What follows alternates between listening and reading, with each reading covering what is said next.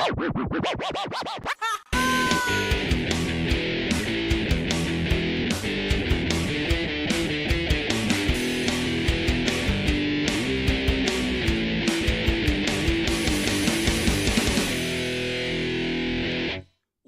to Anti-Fiction. This is a weekly nonfiction podcast where each week I, Christian Yates, pick a topic and then I invite two people to come and talk about that topic. My guest hosts this week are my brother Mike Yates. Hello. And my friend and colleague, Deeberty. Thanks for having me again. Our topic today is urban legends. Ooh, it's a little spooky, I guess. They are. We're out of the Spooktober month, but it's a little spooky, urban legends. But no one says we can't dig up old jokes. Yes, absolutely. Old jokes are what keep the franchise alive. Dig up. Ha, ha, ha. So, my story is, have you guys ever heard of the man from Taured? No. So it's a relatively recent urban legend in that, so the legend itself is meant to have taken place like 60 years ago, but the first mention of it was only about 30 years ago. So anyway, so here's a story about the man from Taured. So 1954, at the Haneda Airport in the Ota ward of Tokyo, Japan. Business as usual, flights coming in, flights going out. But then there is an inbound European plane that lands in the airport, and there's this gentleman that gets off the plane, fairly normal looking, middle-aged, he had a beard, he's Caucasian, like very European looking. He spoke French as his primary language, but like during the course of entering customs, he spoke fluent Japanese, and he also spoke several other languages. Still nothing out of the ordinary. That's all pretty normal so far. But during the course of entering customs, he mentions, he's been to Japan on business several times in the last year, and he mentions that he's from this country in Europe called Taured. If you've never heard of it, It's because it's not real. it's because it's not a real country. There is no country called Taured. So when they ask him to see his passport, because they're like, that's not a real fucking country. So they look at it. It says that it's issued in the country of Taured. It has, stamps from previous flights, some in Japan also. Everything else checks out, except for that there is no country of Taured. Right. So at this point, they're like, all right, well, we got to do some additional investigating. And he's starting to get upset. He's like, this is like the, 7th time I've been here this year. Like, why is it causing an issue now? The business that he was supposed to be there meeting, they called. They'd never heard of him. They had no meeting lined up with this gentleman. Never heard of him before. They had no meeting. And in addition to that, the company that he said he worked for didn't exist. And the bank listed on his checkbook also did not exist. So then they're like, all right, so here's a map of Europe. Where the hell is your country? And he points on the map to where his country is, which is like right on the border between Spain and France, and like there's some like an overlapping area where he says that it should be where like some of that land belongs to Spain, some of that land belongs to France. But the country that's right in the middle of those two countries in between Spain and France is the Principality of Andorra, which is this teeny tiny little country. Like if you're looking at a world map, you will not see it. It is that friggin' small. Like it's like 3 small. city Wow. blocks. Yeah, it's teeny tiny. Yeah. So he points to this, and he's like, that's where I am from. That's where I should be from. I don't understand why it's not on the map. The country has existed, he said, for 1,000 years. Like this very proud heritage of this country of Taured. So they're like, all right, well, so it doesn't fucking exist, so we can't let you into the country. So the hotel that he was supposed to be staying at in Japan also by the way, had no reservation. Right? No reservation under his name.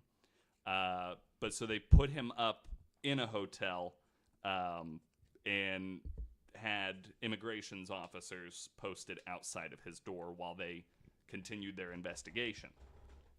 But in the end, they concluded that there was no country of Taured. So they were like, maybe we just never heard of it before, you know? Maybe we got an old map or something or whatever.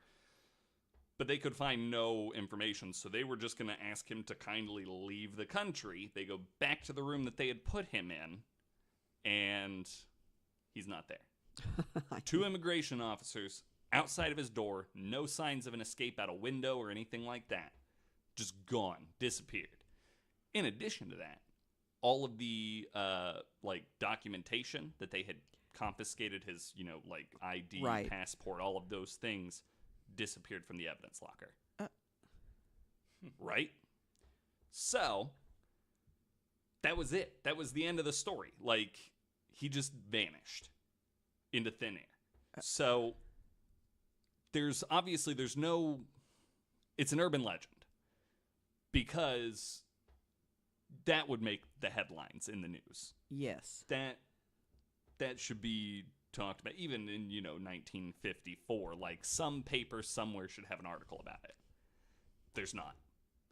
So maybe the article vanished too. So where do the stories come from, I wonder? Right. So the Pirates of the Caribbean first, reference. yes, Okay. the first mention of that event was in a book called The Directory of Possibilities, in which let me see here. Who was it that wrote that? That was Paul something or other. Paul Begg or Paul Simon. Paul Begg. So Paul Begg wrote about that instance in a book called The Directory of Possibilities. Now, that book was published in 1981. So that is 27 years after this event. Yeah. But the only mention of it is this one sentence. And in 1954, a passport check in Japan is alleged to have produced a man with papers issued by the nation of Taured. That is it. That's it? It's the entire mention of it in the Directory of Possibilities. Now, it was expanded upon a little bit in a book called Strange But True, Mysterious and Bizarre People by Tom Sleman, which was published in 1999. 18 years after the Directory of Possibilities. That book contained this paragraph. So one paragraph, a little bit more. There have been many reports of visitors from other planets dropping in on Earth. In 1954, the Japanese authorities detained a man trying to enter the country with a passport that revealed he was from an unheard-of country named Taured. A thorough check was made by the customs officials to see if there was such a place anywhere on Earth, but they drew a blank. The stranger refused to throw light on the whereabouts of the mysterious nation of Taured and quickly left Japan. So it's a little bit different than what the story has kind of become, is right. that he just vanished. So he just left Japan, maybe. Theories as to what happened. The unlikely one, and they're all unlikely, but the most unlikely one is that he was a time traveler. That would have been my first guess. Right? Here's my problem with that. If he's time traveling, if the country of Taured is supposed to have existed for 1,000 years, mm-hmm. and at that moment, it did not exist. And, we're now 64 years on from this story, and it still doesn't exist. Mm-hmm. Which means that he would have had to been time traveled into the past 1,060 years at least. You can time travel, though, to other dimensions. That's where I was thinking. Exactly. Right? Because otherwise, think about an airport in 1954 and an airport now. It looks a little different. Yes. So, you would notice if you went 1,000 years into the past, you would be like, this doesn't seem like what I remember. Mm-hmm. So I think that the other theory that people have posited is a little bit more likely, that he came from a parallel universe, yes. right, where the country of Taured did exist, correct. Where the Principality of Andorra is currently. But I would buy that. That's right, absolutely. And then just as mysteriously as he arrived, he vanished, right? Back into another Right. Yeah. Which would make Hopefully, sense. correct Like, he gets to the Right. airport, everything looks like what he knows Right. because he's been here several times in his universe. So, no weird hinky stuff as far as he's concerned. But That's pretty cool. How Yeah. much would it suck though? Like if he was from one alternate dimension, right? He Right. gets sucked into this one. Right. Then when he disappears from this one, he actually gets sucked into a third different one, Which you where never no know. one there knows why he's there either. Wow. Right. Like the country of Taured does exist, but the country he was flying to didn't. Like Japan doesn't exist. No, I mean, you could go that route, I guess. But Yeah. So like, what is he? He's like, I need one ticket to Japan, he please, falls and they're into the like, ocean. where? Well, I know because Yeah. he's already in the hotel. So like, That's true. Yeah. So yeah. like, if he's already in the hotel, he gets pulled into another dimension, maybe where Japan does exist at Right. least, but no one knows why he's there, and Yeah. he's actually squatting Yeah, or something there you like go. that. It's like an abandoned building, maybe. Right. So, and all of his papers go into another place that doesn't exist either. So, like, they're just laying on the ground. But so that's the story of the man from Taured. There was a student film that I watched on YouTube about it, by the way. Like they took basically that exact story and they made like this 10-minute little short film about this guy who and it's a little bit heartbreaking because like at the beginning of the movie he's like talking to his wife on the phone and he's like, yeah, it'll just be a couple days, like I love you, kiss the kids for me or whatever. Oh. And then he goes into the airport and then ends up in a different universe but like the way that they staged it was kind of cool because they flipped a shot or something like that, so like he walks past and it's like a shot of like the bathrooms or something, and then like when he comes back out they had like flipped the shot, so Oh. It looks like it's a it's a different universe. It was really cool. So if you've got 10 minutes to kill and you're like, I'm tired of watching cat videos and people getting hit in the nuts on YouTube, it's on YouTube. Just search the man from Taured. We will look at very different things on YouTube. Yeah, I know, right? Yeah. If you're done looking at achievement trophies for Red Dead Redemption 2 or whatever you do on the internet. Not that. But Interesting. But yeah, so that's the story of the man from Taured. Urban legend. The man who Disappeared. never was. Yeah. Man without a country. Ha ha ha. Yeah. Hashtag Tom Hanks in the terminal. Yeah. yeah, it's just about to make that. Yeah. Which is actually based on a that's true scary. story. That movie I know. is actually based on a true story, but not this one. That would have made The Terminal a much different movie. It would have, yeah. I would like to see like a full length feature film with this Starring Tom Hanks. starring Tom Hanks. It Yeah, has to be Tom Hanks. yeah. He gets trapped in 2 different airports. What a guy. Schrodinger's passenger. Well, so Dee, I know that you have you said a couple of stories for us today. Yes, because as we know, urban legends are not usually very long. That is true. Yeah, mine just lasted about Right. 10 minutes. 13. Hey, well, Mike's got the clock. Hey, so. there you go. Most people agree that urban legends aren't real, but some may have a basis in real events. Probably with a little embellishment on a lot of them. Sure. Have you ever played the game Telephone? Yeah. Yeah. Yeah, where somebody tells you something, or you tell somebody something, and then they pass it on, and by the time the story ends up, the last person, it's nothing like what the original was. Well, Yeah. that's kind of like what happens with urban legends.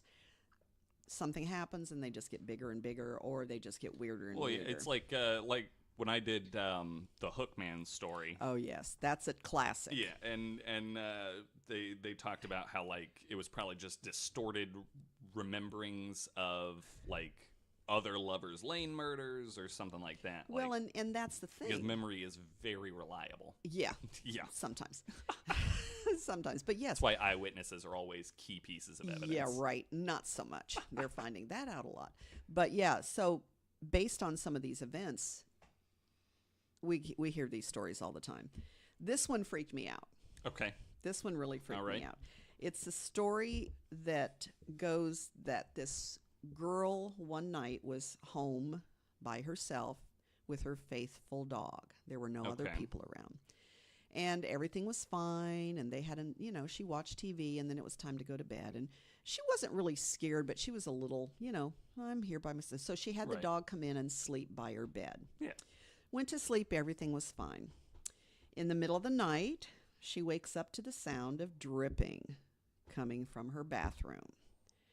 And, if you've ever had a drippy faucet, oh, it's so annoying, Right. but you're just you don't want to get up. It's water torture. Yeah, Yeah. it's you don't want to get up. It's like, oh, I can go back to sleep. So she, she thinks, okay, I'm fine, and she reaches down to, pet her dog to find out, if he's still there, and the dog licks her hand, Sure. So she goes back to sleep, and she doesn't think anything about it. A couple hours later, she, restless, she wakes up. She still can hear this dripping, but she's bound and determined she's not going to get up. It's warm and cozy, and she's half asleep, and I'll just go back to sleep, and she puts her hand down again, and the dog licks her hand again. So morning comes, and she gets up, and she goes into the bathroom, and she is terrified and horrified to see her dog strung up, slaughtered on the shower curtain rod. What the fuck? Blood dripping onto That the is not floor. where I thought it was just going to be a ghost dog. No, blood dripping on the floor. She looks around, and on the wall, in blood, it says, "Humans lick too. I'll be back." No! No. I don't like it. No! I don't like it at all. Yeah, and it's unclear whether the licker is still out there or whether he returned to the girl. But let's be realistic. We don't want to No. have that happen. I God, don't no! want to know. Yeah, exactly. But yes, that's a pretty freaky... I don't like that at all. I know. But think about some of the movies that have been out there, like The Babysitter's Alone, and Right, the right. phone rings, And the calls coming from and the inside the calls house. coming from in the Yeah. house, and this person or thing is laying by her bed, and she puts her hand down, and he licks it. Oh, it just gave me Ugh. the heebie-jeebies. Just gave me the heebie-jeebies. Yeah, Michael, are you okay? I don't. That I sucks. need Yeah. more coffee. Yeah, Oy. and another cookie. Yeah, I need like a stiff drink after. Yeah, I'm Jesus telling you. Yeah, but Christ. that is an urban legend, and it has been around for a long time. And wonder if there's base. I mean, there's some weird people out there, and Sure. it just kind of makes you wonder: would they come back? I wouldn't ever. I wouldn't live in my house by myself ever again because Right, I would move out of the country. Thank you. I would. Yeah. Yeah, pretty scary. Yeah. Pretty scary. Okay, so that was the first one. I know it's pretty short and everything, but it was a. I know. You okay, Christian? I'll be fine. That's just. I'm gonna have to put a trigger warning at the beginning of this episode. Jesus Sorry. Christ. This one, actually, the next one, is not as bad. It's a creepy one, though, but it is true. Okay. It is It is a true documented story, which of course has gone through urban legend things and stuff like that. Right. But it is based on a true story. This one also was in Japan, Oh. and lots of people have had their own experiences with seeing like shadow type figures. You Yeah. know, dart by out of the corner of your eye, you just catch them real quick, or you're looking and there's a darker shadow in the corner and you can't, is it real or am I imagining it? And Right. most people who've had these experiences, they're convinced and completely sure that they saw what they did, even though there may not be any proof. They know what they saw. Well, this gentleman in Japan lived in his own little apartment, and he was starting to be convinced that he was seeing a shadowy figure every now and then in his apartment. Okay. And he noticed strange things starting to happen, like objects would be moved and food would be missing and things would be just not the way he left them and everything. So he's wondering, what is going on? Is this like a ghost type thing? Is it a demon The thing? ghost that eats his food. Yeah, well, food disappeared. He didn't say it was eaten, but it was That's just fair. disappearing. Yeah, that's fair. So he finally had had enough of all this, and he decided to set up a camera in his house. Oh, God. And as it turns out, he was correct.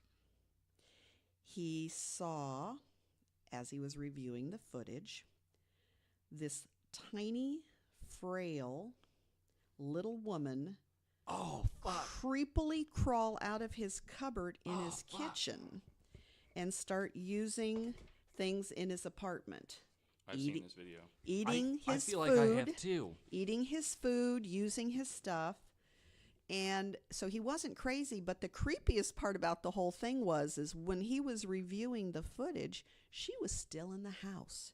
She'd been living there for over a year. Shit. And that's, I mean... Yeah, I've seen that video. Yeah, you got to when he set up the camera, I was like, oh, fuck, it's that, because she fucking crawls out. Like, there's like a little crawl space. A little crawl space, yes. Yeah, and yes. she, like, fucking crawls out He like the said girl from The Ring. Yes.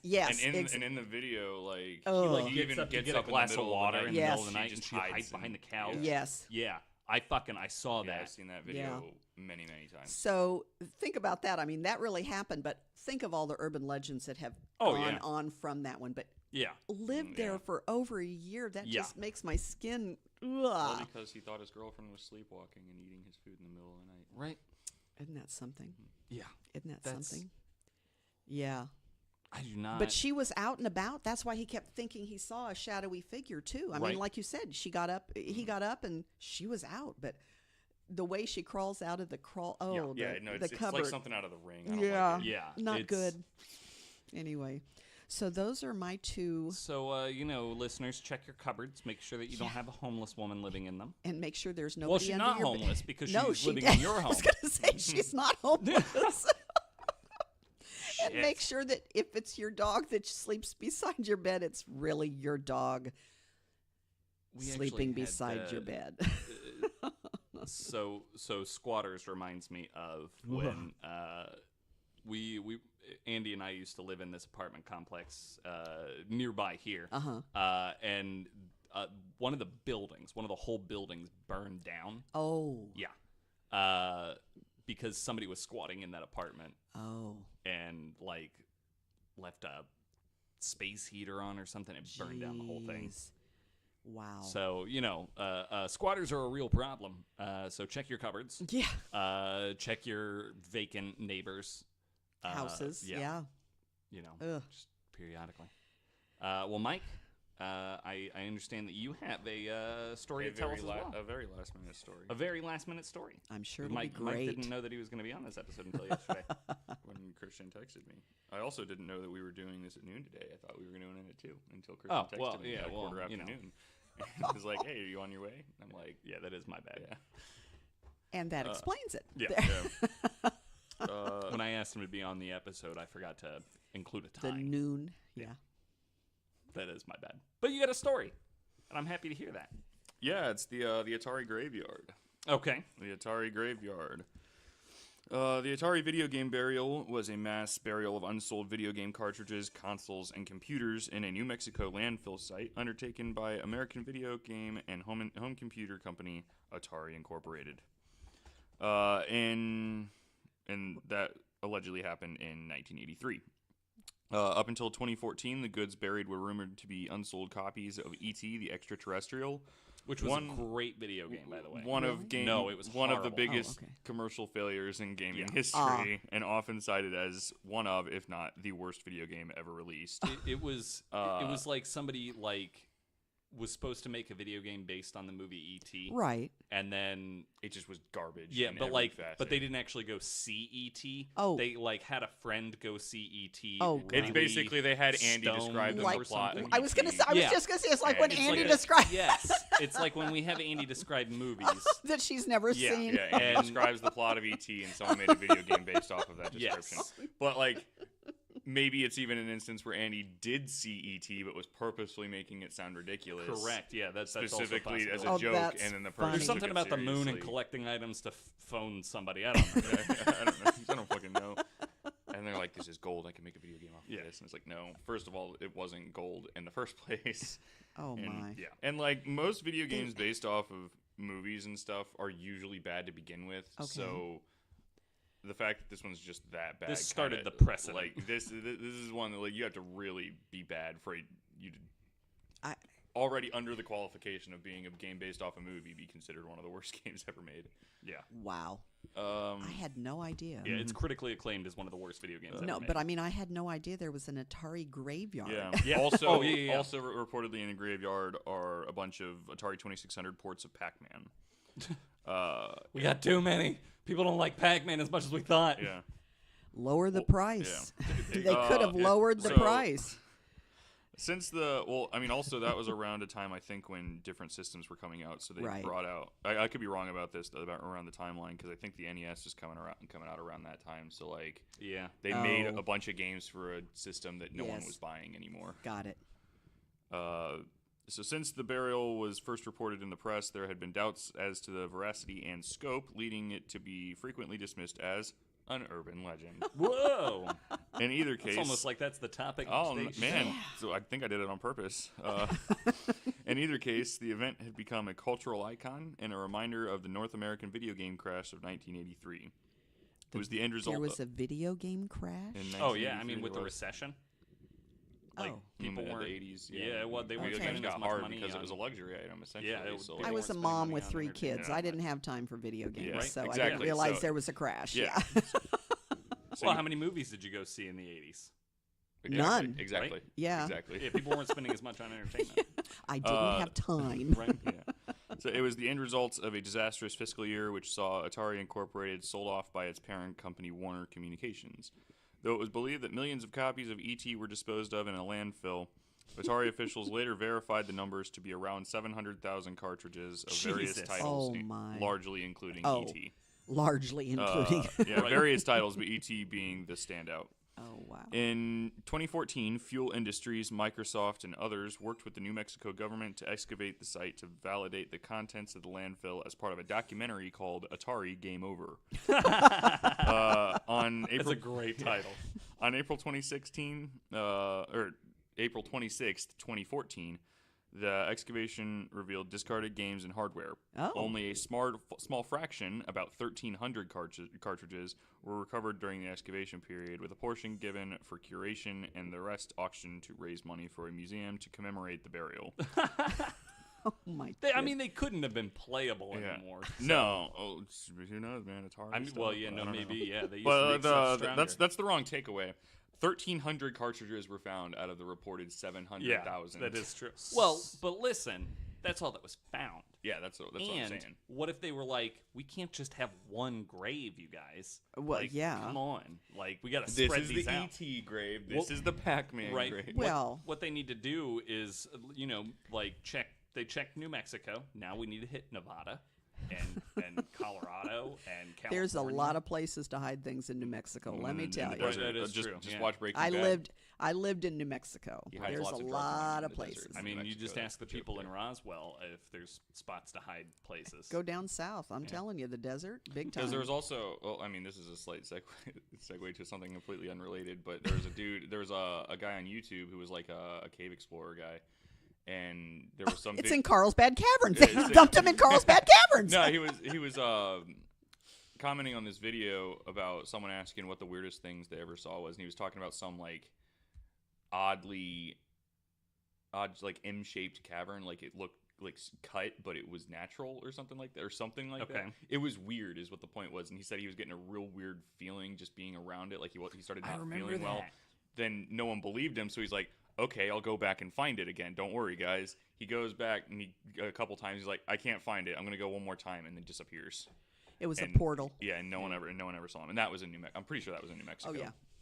So it was either an interdimensional portal or it was a top secret government site. There you go. Which could have been either one. Yeah, which could have been guarding an interdimensional portal. So yeah, I've read it. Don't CP, laugh. I know. But yeah, the point being, if something goes missing in the desert out there, you're not gonna fucking find it. No. Yeah, that is. And true. even if there isn't an interdimensional portal, you probably will never be found again. Yeah. So. Right. So, anyways. Anyway, back to. Yeah. So they found 1,300 cartridges. 1,300 cartridges, and this is all due to a big. The big financial difficulty that Warner was having after purchasing Atari Inc. In 1976 for $28 million. That doesn't seem very high. Doesn't seem that bad, well, and especially when you, I know. It's probably a lot more now. Yeah, well, especially when you consider that by 1982 they'd seen the net worth grow to $2 billion, which doesn't signify much of a crash. Because at that time, Atari had accounted for 80% of the gaming market and was responsible for over half of Warner's revenue, earning some 65 to 70% of their operating profits. By the last quarter of 1982, its growth in the following year was expected to be in the region of 50%. However, December 7th, 1982, the company reported that its earnings had only increased by 10 to 15% rather than the predicted figure. The next day saw Warner Communications' share prices fall by a third, and the quarter ended with Warner profits falling by 56%. So hold on. So did they? Because this would have been right around like them reporting their earnings and stuff. So did they bury all these cartridges and then pretend that they sold them? Is that?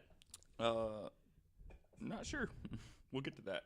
Right. I've only read so much of this story because I only had so much time to prepare. My bad. Man, what a Read faster. fucking No, I'm farce. kidding. Welcome to the most unprofessional version of the Wouldn't podcast I've well, ever done. Wouldn't it make more sense for them to take a loss and claim it on the but taxes not if that they way? Not if they were trying to make themselves look sustainable. So yeah, I would like impress shareholders Because it and would have stuff. been right Oh, around the that's time true. that like Yeah. I mean they were making up 80% of the market Right. then, Right. but then also they were They don't now wanna starting lose to their have to stock compete and their- with yeah. Sega and with Nintendo, Right. And so now they're going to see they're seeing their stock prices falling. So rather than take the loss, if they Make it look like they sold it because inflate the the units are numbers. gone. The units are aren't gone. there anymore. right, Yeah. and then just write off whatever amount that should have been worth as a business expense. Which, fun fact, kids, is illegal. right, it So- is illegal. Very illegal. Makes you want to dig deeper to find out what they actually did say back then, because Yeah. this is only all coming out after, way after the fact. Correct. Yeah. Ooh, they could still be in trouble. So Right. Because especially, if they were trying to get like bought by another company or something Right. like that, and they didn't want to report a loss, they didn't want to look like they were losing money on this terrible video game. if that's the case, we will find out. Yeah, that's if the we can case, only and surmise. I'm finding these things out as you do. Okay, that's exciting. In addition, Atari CEO Ray Kassar was later investigated for possible insider trading charges as a result of selling some 5,000 shares in Warner less than half an hour before reporting Atari's lower than expected earnings. Interesting. I guess that's insider trading in its infant stages where people didn't quite get the art form down. Yeah. Yeah. And he wasn't very good at it because they investigated him, yeah. However, Kassar was later cleared of any wrongdoing, although he was forced to resign his position the following July. So that means he did it, they just couldn't prove it, so he got fired. Or there wasn't enough. Enough to charge him on. Correct. Yeah. Yeah. Atari Inc. Would go on to lose $536 million in 1983 and was sold off by Warner the following year. So the problems were from Atari's tendency to port arcade games for its home console, which had originally led to like some of its most commercially successful games, including the port of its own coin-operated Asteroids and the licensed versions of Space Invaders and Pac-Man. With the latter game, when the latter game received its official port to the Atari 2600, Atari was confident that sales figures would be high and manufactured 12 million cartridges, despite having only sold around 10 million Atari 2600s. Okay. It was believed that that's Poor management. People are going to buy multiple copies. there's They're going to actually want to play the a, game over and over, and they can't do that with just one cartridge. Yeah, but there is a modern Really? parallel. Yeah, no, you can. I was there going to is say a- that. there is a modern parallel to that actually, where Destiny 2, Okay. the newest expansion Forsaken, has sold more than the base game. Why? How? I don't know. It might be. I don't know if it's available for like free play at all. Okay, So if like you can- just the expansion? Yeah, because if you get the expansion you buy. Oh, but- I see. But Yeah, like, but I'm not sure. I'd have to check the like if store PlayStation again. Plus or Yeah, whatever yeah. doesn't count, like if they included it for their free. Well, yeah. Did they like- make it too proprietary? Is that what part of the problem was? I don't know. Well, I mean, the problem with Destiny 2 at least is they made a game that didn't improve upon what people wanted them to improve upon. Okay. So like the base game of Destiny 2 was better than the base game of Destiny 1, but they fell back on the exact same issues of Okay. unbalancing and making all this gear that players spent so much time And working to didn't- get got it. completely useless once the next expansion pack came out. Oh. So like at least in that case, I don't know if it's like because just coming from Xbox, I don't know if like you can have like an Xbox Game Pass and you can play the base game for free, and then you buy the I know PlayStation Plus will do which that is like it's a sometimes, so- separate subscription service. Yeah. Even like you pay money for Xbox Live, and then you can get the Game Pass, but then you Wow. have access to unlimited games you can just download. Right. But once you unsubscribe from the Game Pass, they're all gone. Yeah. You can't get them back. And they might not figure those into their They might sales not, numbers. because I mean, technically they're not sales. Right. So, yeah. So that is at least a modern day equivalent, and like Atari just got a little overconfident in Right, their but ability to push. they don't run into the same issue as you can't download the Atari 2600 No, you can't. console. Right. You gotta go buy that. So I mean- Right. in this particular scenario, that would be piracy. it makes absolutely no sense to produce more copies of the game than Than you have what you sold sold, consoles. Well, they were Exactly. hoping, I guess, that would just be the initial thing. The game comes out and it makes people want to buy an Atari And that, 2600. I guess that's fair. That's Yeah, a they're- terrible they're- Yeah, decision, but though. I was going to say, betting it on the sounds horrible like decision. poor management. It's a terrible decision. Mark- which they yeah. would very quickly come to Their realize. marketers are sucked. yeah.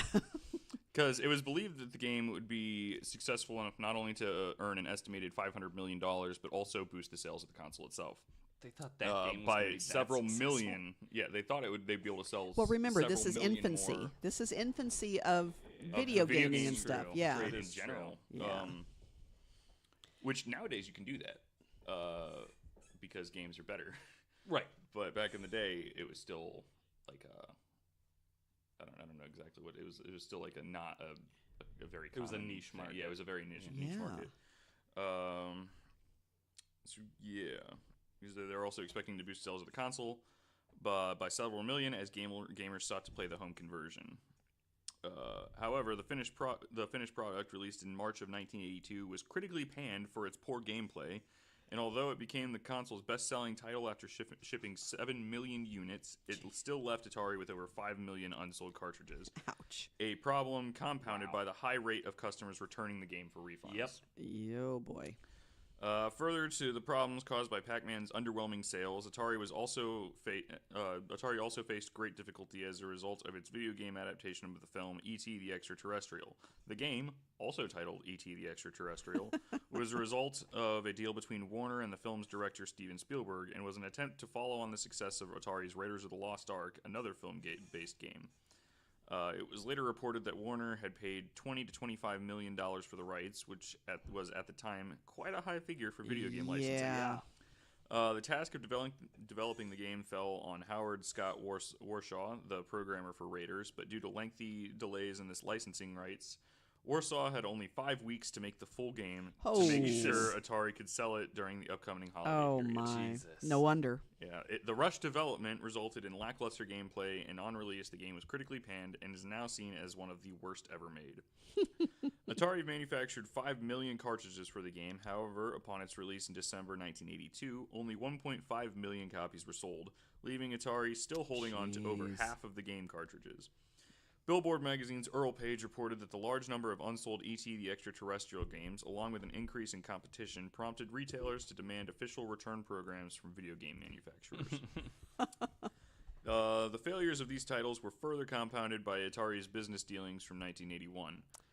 Confident in strong sales, the company had told its distributors to place their 1982 orders all at once. However, video game sales in 1982 had slowed, and distributors who had ordered en masse in expectation of man. high turnover were left to simply return large quantities of unsold stock to Atari. As a result, the company soon found itself in possession of several million essentially useless video game cartridges, which it would be entirely unable to sell. Jesus Christ. So, That's a death. But they only ended up finding 1,300 in the desert. So well, we're getting to the burial itself. okay. In September of 1983, the Alamogordo Daily News of Alamogordo, New Mexico, reported in a series of articles that between 10 and 20 semi-truck trailers Oh, my God. full of Atari boxes, cartridges, and systems from an Atari storehouse in El Paso, Texas, were crushed and buried in the landfill within the city. Shit. It was Atari's first dealings with the landfill, which was chosen because no scavenging was allowed and its garbage was crushed and buried nightly. Atari's stated reason for the burial was that it was changing from Atari 2600 to Atari 5200 games, but this was later contradicted by a worker who claimed that this was not the case. Atari official Bruce Enton stated that Atari was mostly sending broken and returned material to the Alamogordo dump, and that it was, by and large, inoperable stuff. That's Oh, a no. lot of return. That is, Yeah. that would be a lot of returns. yeah. On September 27th, 1983, the news service UPI reported that people watching the operation said it included cassettes of the popular video games E.T., Pac-Man, Mrs. Pac-Man, and consoles used to convey the games to television screens and high-priced personal computers. The news service They were just taking anything they weren't selling and just crushing pretty much. Wow. The news service Knight Ridder further reported on the looting of the dump on September 28th by local kids, stating, kids in the town of 25,000 began robbing the Atari grave, coming up with cartridges of such games as E.T., Raiders of the Lost Ark, Defender, and Berserk. That's what happened to the rest of them. Right. No. All fucking 600,000. Yeah. We'll dump them here. There's no scavenging allowed, and the kids are like 698,700 cartridges were all stolen by kids in a town of a population of 25,000. I was being facetious. On September 28th, 1983, the New York Times reported on the story of Atari's dumping in New Mexico. An Atari representative confirmed the story for the newspaper, stating that the discarded inventory came from Atari's plant in El Paso, which was being closed and converted to a recycling facility. The reports noted that the site was, which I don't know why they wouldn't just leave all this I stuff was there then. just going to say that. Just rent the trucks, let it sit there, and wait till they get the recycling plant and then they're going to be like, oh, I guess we're going to recycle all this shit. Instead, nope, landfill. Oh, God. The reports noted that the site was guarded to prevent reporters and the public from affirming the contents. The Times article never suggested any of the specific video game titles being destroyed, but subsequent reports have generally linked the story of the dumping to the well-known failure of E.T. Additionally, the headline "City to Atari, E.T. Trash Go Home" in one edition of the Alamogordo News seems to imply that some of the cartridges were E.T., but then follows with a humorous interpretation of E.T. meaning extraterritorial, and never specifically mentions the game. Starting on September 29th, 1983, a layer of concrete was poured on top of the crushed materials, a rare occurrence in waste disposal. An anonymous workman's stated reason for the concrete was, there are dead animals down there. We don't want any children to get hurt digging in the dump. Eventually, the city began to protest the large amount of dumping Atari was doing, with one commissioner stating that the area did not want to become an industrial waste dump for El Paso. The local manager ordered the dumping to be ended shortly afterwards. Due to Atari's unpopular dumping, Alamogordo later passed an Emergency Management Act and created the Emergency Management Task Force to limit the future flexibility of the garbage contractor to secure outside business for the landfill for monetary purposes. Alamogordo's then mayor, Henry Pacelli, commented, "We do not want to see something like this happen again." All of these factors... No, we don't want to see something like this happen again. Man, E.T. the game, we don't want to see that happen ever again. All of these factors have led to wide speculation that most of the 3.5 million unsold copies of E.T. the Extraterrestrial ultimately wound up in this landfill, crushed and encased in concrete. It has also been reported that prototypes for the proposed Atari MindLink controller system were disposed of at the site, which only further fuels speculation since Atari museum owner Kurt Vendel actually currently owns the MindLink prototypes. Writing for the Pacific Historical Review, John Wills speculated that locations placed in the public psyche, its proximity to the sites of both the Trinity nuclear test and the Roswell UFO incident, has aided popularity of the story. The conflicting information. It was aliens. Aliens stole all probably. The, I'm thinking there was radiation in the Atari. Even slightly clandestine in New Mexico, everyone's going to think something crazy is going on. Well, and I'm thinking, why did they go to such extremes to get rid of these things? Listen, you ever done something embarrassing? Well, yes. Have you ever done something embarrassing and then it happened 5 million times and the entire United States knew about it? But what they went to, the lengths that they went to get, I mean, burying it would be one thing, but then encasing it in concrete and all the, and having guards and stuff. Yep. Who cares? They can't be used. And what, I mean, unless they seriously? Because they only said some of these were like returns and inoperable. What if they But they said they actually crushed them inoperable? too, but maybe, I say there was radiation in them from the beginning. Like the Atari cartridges were slowly poisoning all of the kids in the 80s. Look at where we are now. Video games rock your brains. Look at where we are now. Even though that was the TV screens and not the things. Yeah, going that's into true them in because of general, that. so But now they the put LED. Yeah. Or well, not now. And then now it was they're still all not LED. safe to sit close to TVs. That's why that was always a thing. It's like, don't sit too close to the TV or else you'll lose More your theories. eyesight. Right. And everything like that. Well, maybe we'd stop losing our eyesight if we stop putting such harmful compounds in our televisions. Thank you. Oh my gosh, that's funny. So the conflicting information surrounding the burial has led to the claim of it being an ET dump being referred to as an urban legend, which in turn has led to a degree of skepticism and doubt over the veracity of the dumping story itself and the relevance of conflating the event with the later industry downturn.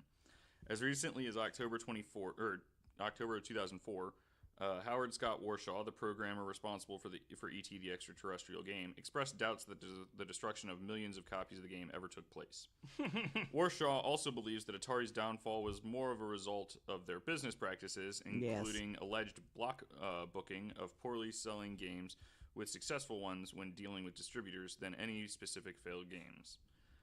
This latter view has been echoed by Travis Foz of IGN, who believes that Atari's problems, including their huge surplus of unsold stock, arose from the company's overestimation of the sustainability of the Atari 2600 sales, rather than being due to the individual quality of games being released. The incident has also become something of a cultural symbol representative of the North American video game crash of 1983, often cited as a cautionary tale about the hubris of poor business practices, despite suggestions that the burial allowed the company to write off the disposed of material for tax relief purposes. Yeah. I knew I was getting somewhere with Yeah, Yeah. me too.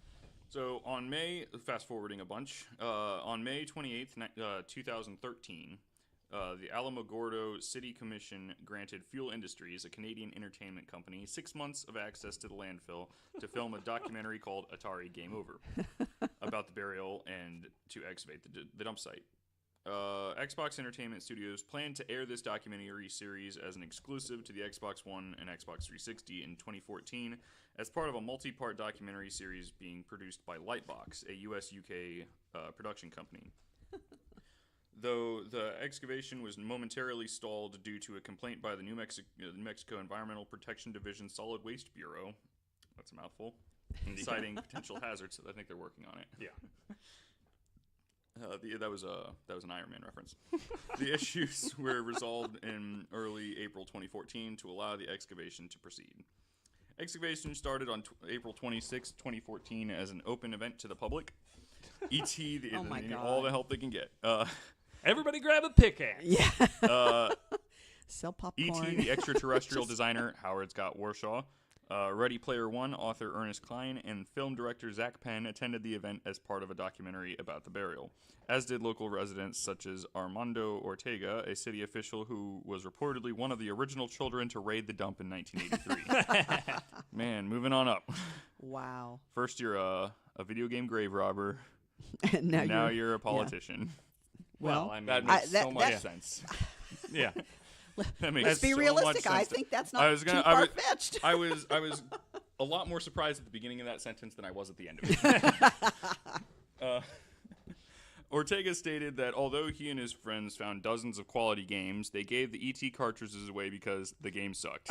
You couldn't finish it. James Heller, the former Atari manager in charge of the original burial, was also on hand at the excavation.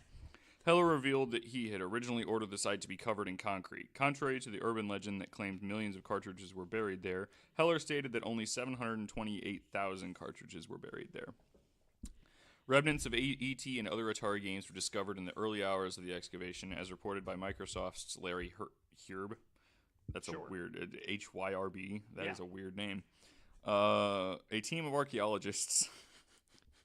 Yep. Wow. There's archaeologists present for this. Well, That's Dr. so Jones, great. what do you make of this? It belongs in a museum.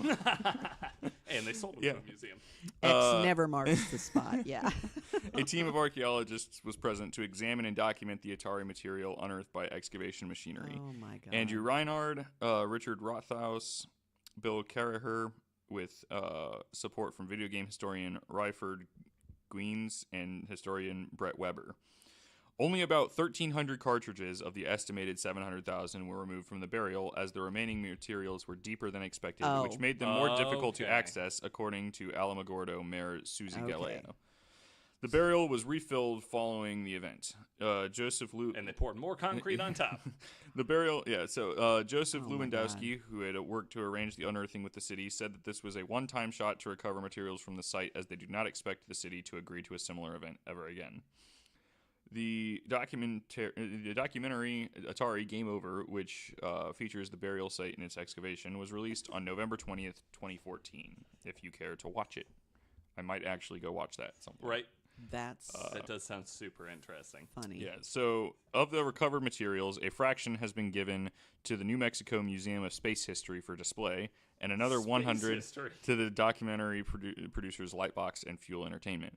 Galea believes the remaining cartridges can be sold by the city of Alamogordo through the Museum of Space History. She hopes that the sales of these games can help fund recognition of the burial site as a tourist attraction in the future. The city of Alamogordo approved the auction of the games in September 2014 to be sold through eBay and the Alamogordo Council website.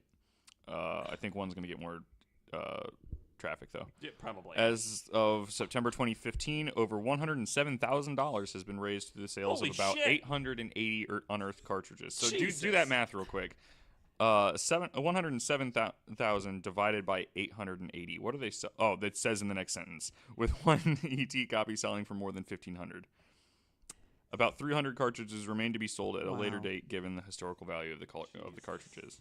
Well, they have a very long half-life then. Atari cartridges, Yeah. I'm telling you, it's radiation because they've got Yeah. half-lives. I Well, mean, I how mean, long have they been buried? And they're like- still usable. I don't know if they're still usable, if they're just being used as like collection pieces or not. They said they were, there was a sentence up a little further back that said that they were, I can't remember what it said. What was the word? That the game sucked. No, no. Well, that's been said several times, but this was something about the actual game cartridges that were. That's fucking nuts, though. $107,000 they raised with that piece of shit video game that was buried That's for crazy. 30 years. That's crazy. That's crazy. Well, Wow. hell yeah. Kick ass, Alamogordo. So one of the ET cartridges that had been dug up was taken by the Smithsonian Institution for its records, calling the cartridge both representative of the burial site, but also in terms of video games, how the cartridge represents the ongoing challenge of making a good film-to-video adaptation, the decline of Atari, and the end of an era for video game manufacturing and the video game There's the cartridge real. life cycle. There's the real point right there. Yeah. I think the ongoing challenge of making a good film to video adaptation or video game adaptation we should just stop. Yeah, there you go. Just not do it. Correct. Unless it's some kids show. I take that back. I've enjoyed some. They're not good. No. But Matt and I played the shit out of that King Arthur game Yeah, that is true. back in the day, which was really just a shitty Lord of the Rings ripoff. Yeah. Which was really, actually, that's probably one of the better film to video game adaptations I've ever played was Right. Lord of the There Rings. aren't many, though. No, there are not many. Hey, well, that was That was fucking very weird, Mike. interesting. Yeah. Yeah. Thank you guys for being on the show today. Thank you. Of course. And listeners, thanks for listening. And if you want to check us out on the internet, we're on Instagram and Twitter at AntiFictionCast. You can also email us at antifictioncast@gmail.com if you've got, questions, comments, concerns. You got an urban legend from wherever you're from that you want us to talk about. Or and then we suggestions. probably won't, but Yeah. maybe It depends send on it the to me. and popularity then, of this yeah, episode. yeah. Yes. Absolutely. There are so many urban legends out there. There I feel like are. I'm going to keep pumping this crap out for a while. So, I'm still waiting for music episode 2. yeah, we'll see. So anyway, yeah, check us out on the internet, and thanks for listening. We'll see you next week. Bye-bye. Bye. Bye.